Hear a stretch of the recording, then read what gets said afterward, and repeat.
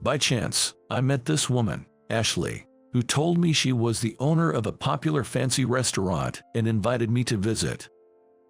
I'm not much of a food connoisseur. My taste buds aren't that refined. I kept refusing because a fancy restaurant just didn't seem like my style, but she persisted, saying, "I won't be satisfied otherwise," which made me think of our usual mini reunion. It's been over 10 years since we graduated from high school.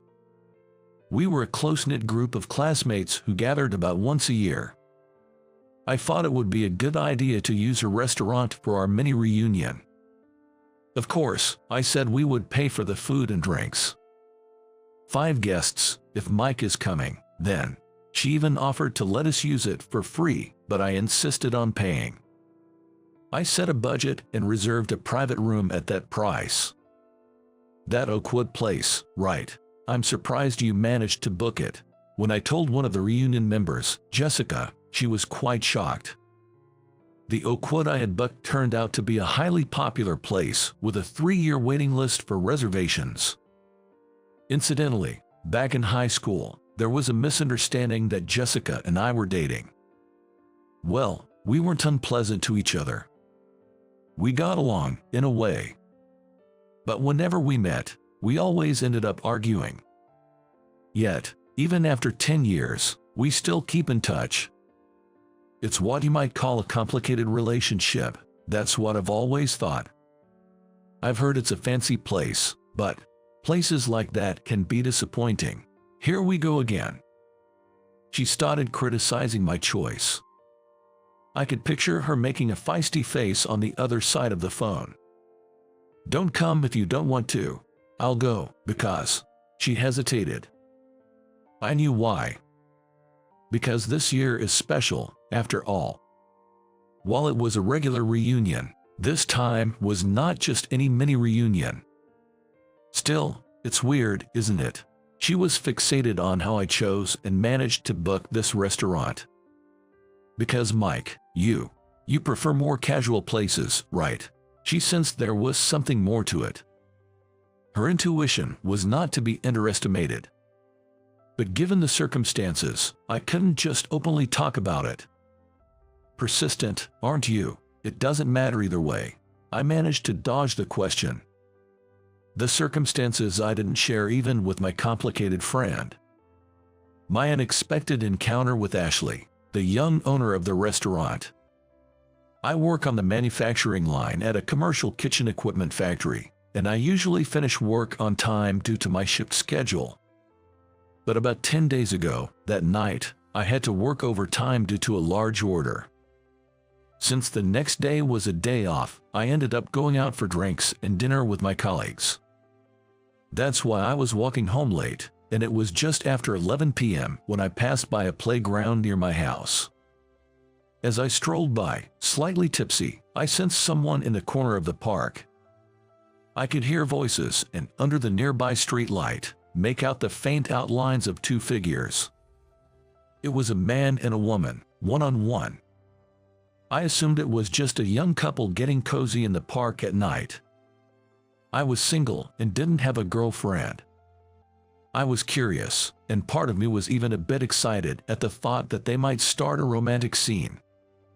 But I didn't want to witness that, so I decided to quickly walk by. However, the next moment, the mumbling voices suddenly turned into a scream close to a cry for help from the woman. It was a clear call for help. I involuntarily stopped in my tracks and looked towards the park. The couple was scuffling. The woman pushed the man away.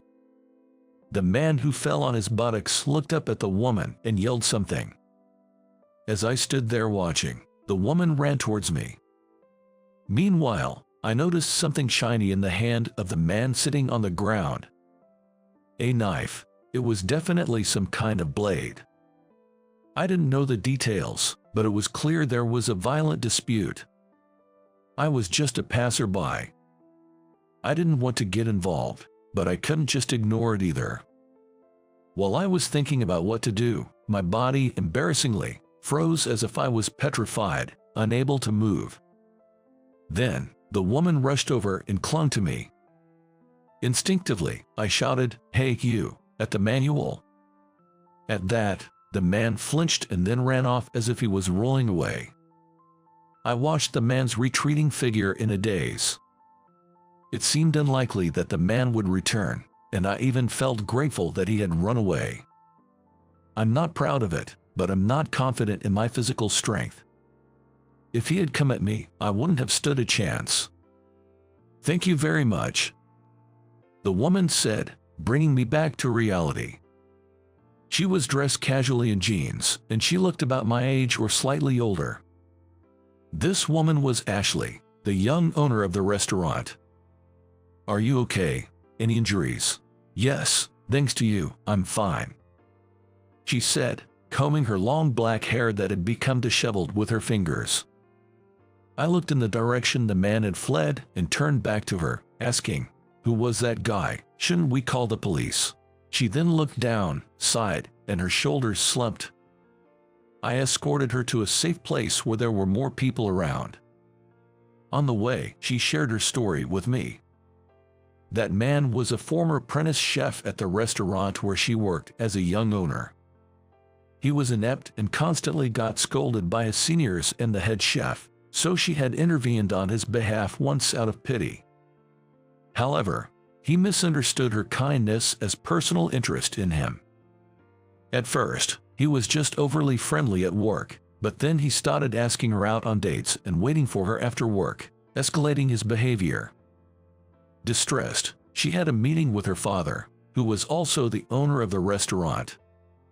There, she made it clear to the man that she had no romantic feelings for him. Following that, the man quit the restaurant. That was supposed to be the end of it.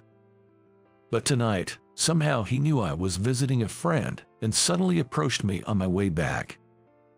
That's what led to the commotion. Fortunately, she wasn't injured, and since the man was timid by nature, they decided to have her father sternly reprimand him again. They didn't want to involve the police because it could affect the restaurant's reputation. I couldn't help but worry if a timid person like him might cause more trouble later, but I decided not to interfere further. As we parted, she invited me to her restaurant as a gesture of gratitude. "Well, maybe some other time," I replied, intending it as a mere formality, and we exchanged contact information. "Definitely, I'll be waiting," she said. She looked at me with tearful eyes and said. A few days later, she contacted me and invited me back to the inn. I was hesitant about the formality of it all and didn't think the fancy restaurant was my style, so I declined. "Please let me thank you. After all, Mike, you're my life's savior." Eventually, being elevated to the status of a lifesaver, I was at my wit's end. Despite my repeated attempts to decline, she persisted with, "I won't be satisfied otherwise." That led me to the idea of hosting our usual mini reunion at her restaurant. On the day of the mini reunion, the group consisted of me, Jessica, who was once mistaken for my girlfriend, and 3 others, 2 men and 1 woman, making a total of 5. We met at the nearest station and headed to the restaurant, but the grand entrance alone intimidated all 5 of us. It feels out of place, like I might wet my pants. In an era of accessibility, this threshold is too high. I don't even know how to order wine. My heart is full before my stomach is. Voices of unease came from everyone. I, too, wanted to run away if possible. But, as it turned out, I was the organizer this time. Gathering my courage, I led the way through the gate. After I gave my name for the reservation, a receptionist in a nice suit guided us to a private room. Once we were inside the private room, it was exclusively ours. This helped ease everyone's tension a bit. Tyler must be freaking out being brought to a place like this, Jessica whispered, still seemingly nervous. I whispered back, "It's fine to experience this once in a lifetime." "Oh wait, it's not just once in a lifetime, is it?" Then everyone looked at each other and burst into laughter. Everyone burst into laughter, not because Jessica and I were whispering. It was because of what I said about it not being once in a lifetime for Tyler. Tyler was the sixth member of our group who was supposed to be here. 2 years ago, he suddenly passed away in a traffic accident, another friend of ours. This mini reunion was special not just as a tradition, but also as the 3rd anniversary of his passing. It might be disrespectful to laugh about Tyler, but we've come to a point where we can. Finally. Soon, drinks and food were served, and the reunion, doubling as a memorial for Tyler, began. 2 of the 3 other attendees, a bit shyly, announced they were a couple. The remaining man, Ethan, congratulated them, saying Tyler would be surprised to see them outdoing me and Jessica. What do you mean, outdoing me and Jess? Yeah, there's nothing going on between Mike and me. Jessica and I objected in unison, while Ethan just grinned. This Ethan. In high school, he was one of those who firmly believed Jessica and I were a couple. Even now. But it was Tyler, not Ethan, who had spread the rumor about Jessica and me in high school. Really, he was such a troublemaker. I wish he could apologize. Even now, though Tyler was no longer with us, we fondly remembered and missed him despite our complaints. Mike, ladies and gentlemen, thank you for coming today. As the room began to grow somber, Ashley, the young restaurant owner with her long black hair tied up, came to greet us. She noticed my empty glass and, coming closer, gracefully offered to pour me a drink. "Oh, we're handling it ourselves." I gently declined, but she took a seat beside me regardless. Jessica clicked her tongue softly. The others were also disillusioned. "Ashley, a moment," I whispered in her ear before standing up and calling her to a corner of the room. "We're in the middle of something. Did I intrude?" When I apologized and lowered my head, she glanced over everyone before reluctantly leaving the room. "The food might be good, but the portions are so small, I can't really taste anything," I mumbled after we finished the course meal, and everyone agreed. Until then, they had been silent out of consideration for me, who had made the reservation. "How about leaving here and going to a casual bar nearby and have some normal snacks and drinks?" No one objected to Jessica's suggestion. Once we made up our minds, things moved quickly. We quickly left the private room and, with Ashley's polite smile sending us off, moved from the fancy restaurant to a casual bar.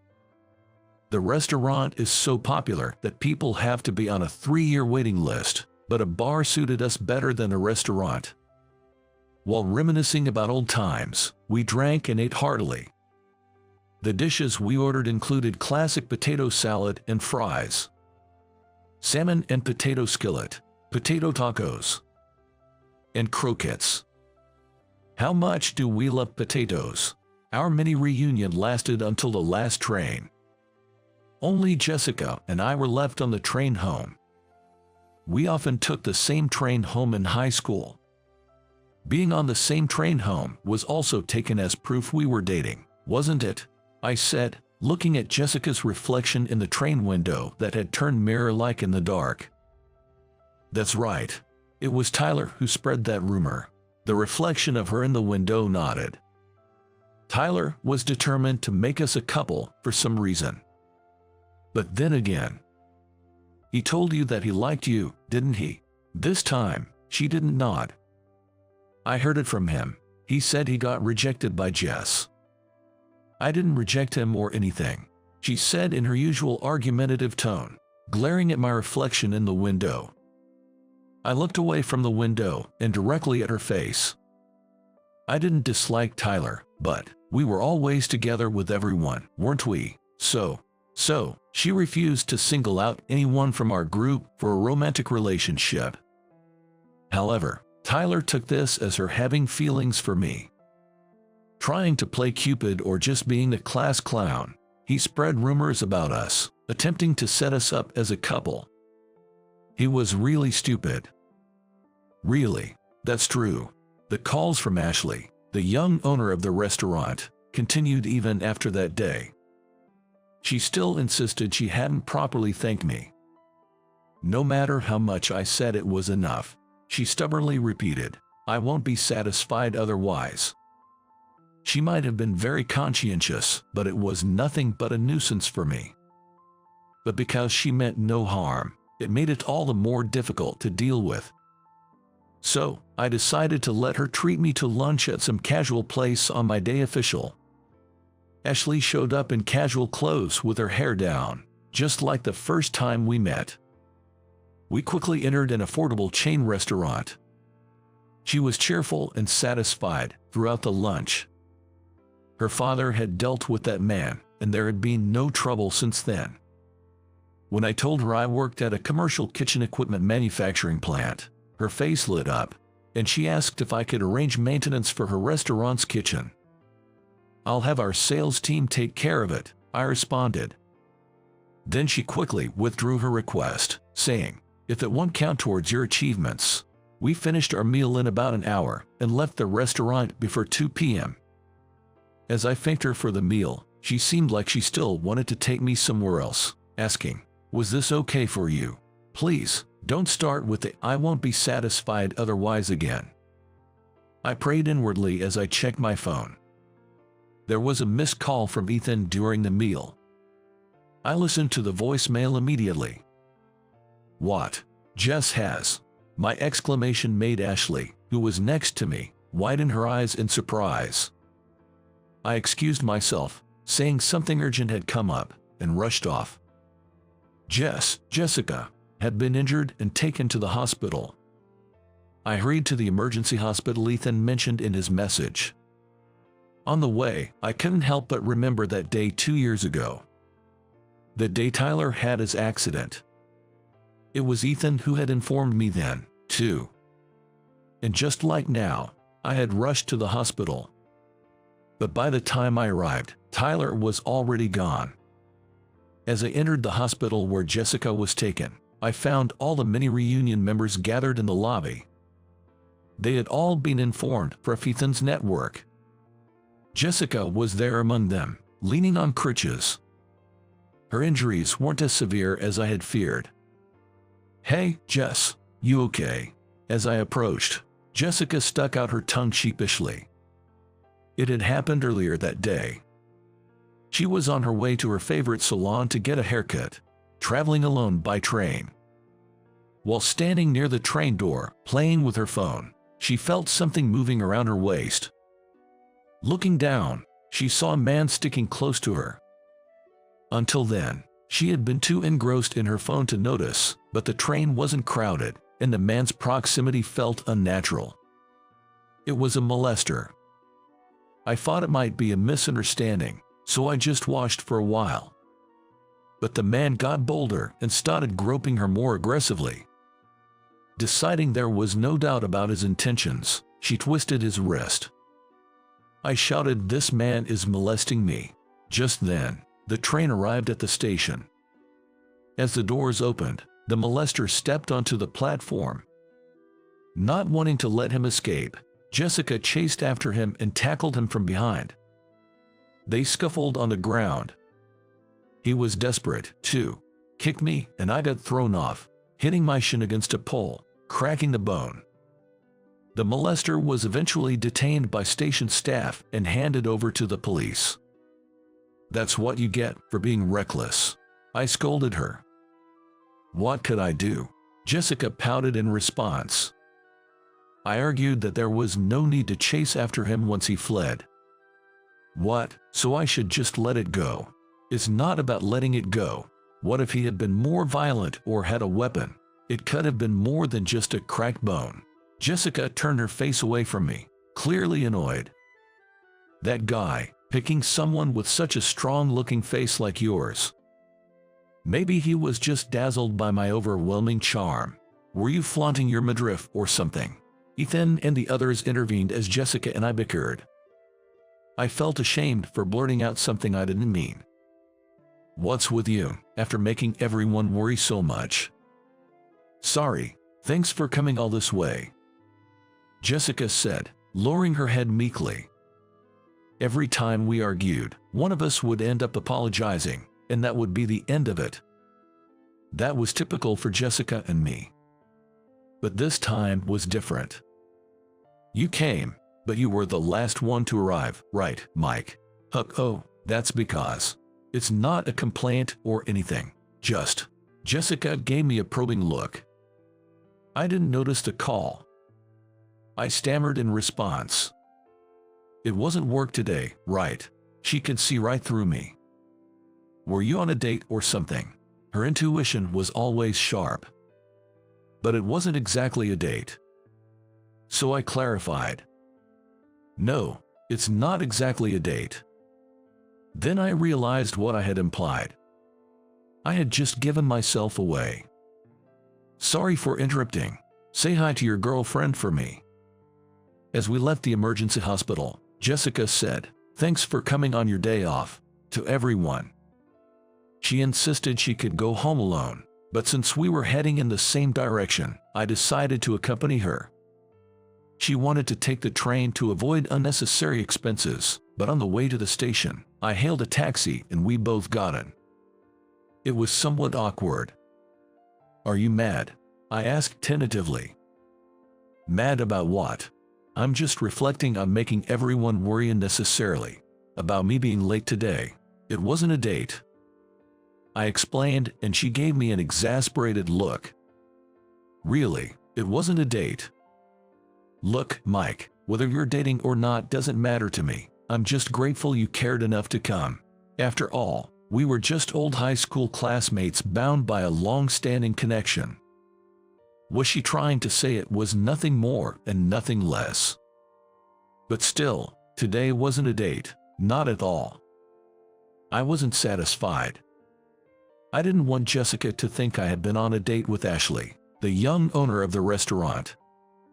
So, I shared with her the story of how I met Ashley, something I hadn't told anyone before. After hearing my story, Jessica, with a half-teasing smile, said, "Seems like you were quite pursued. Not entirely displeased, were you?"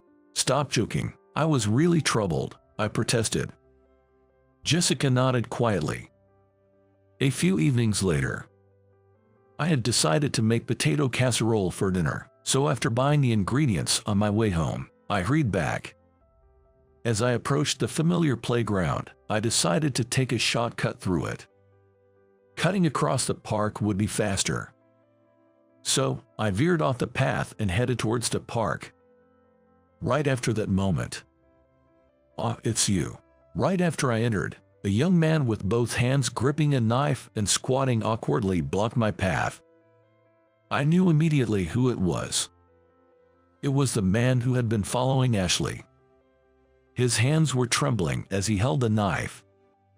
Even with my lack of confidence in physical confrontations, I felt I might be able to handle him. "I'm going to catch this guy." A surge of combativeness swelled up within me, and I took a step forward. But at that moment, my legs got tangled, and I fell forward dramatically. My dramatic fall surprised him too, causing him to drop the knife and fall on his rear. I jumped on the man, pinning him down, and shouted for help. A neighbor called the police, and the arriving officers took the man into custody. The man was indeed a former apprentice chef from Ashley's restaurant.